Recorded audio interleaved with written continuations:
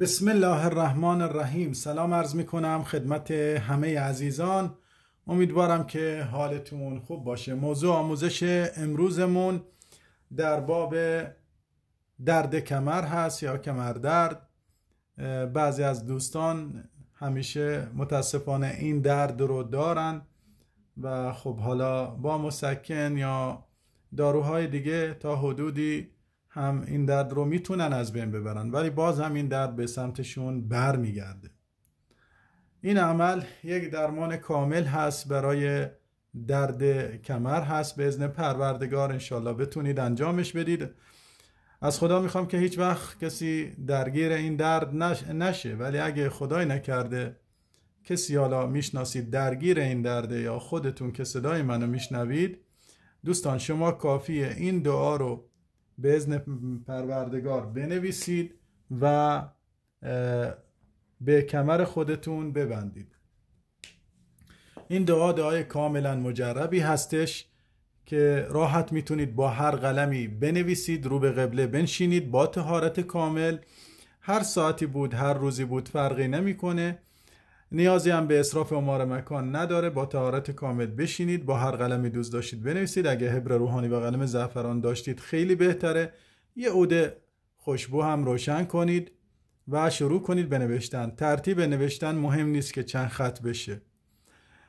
شروع میکنید به نوشتن، مینویسید بسم الله الرحمن الرحیم. حالا من ننوشتم، شما بنویسید و بعد از اون می نویسید الم نشرح لک صدرک. همین پایین هم دارم براتون تایپ میکنم که راحت بتونید بدون هیچ غلطی بنویسید. و وضعنا عنک وزرک الذی انقض ظهرک و رفعنا لک ذکرک فإن مع العسر یسرا.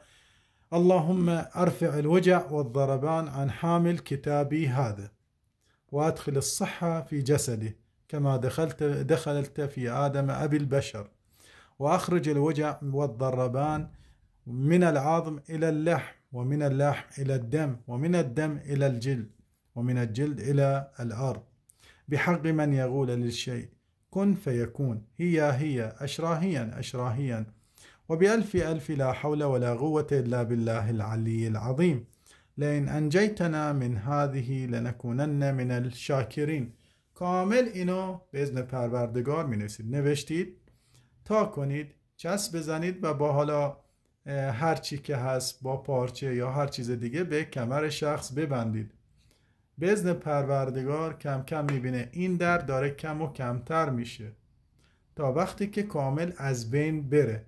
وقتی درد کمرت کامل از بین رفت میذاری یه هفته بمونه و میتونی حالا در بعضی مواقع اونو باز کنی، ولی بیشتر وقتا به کمر ببند.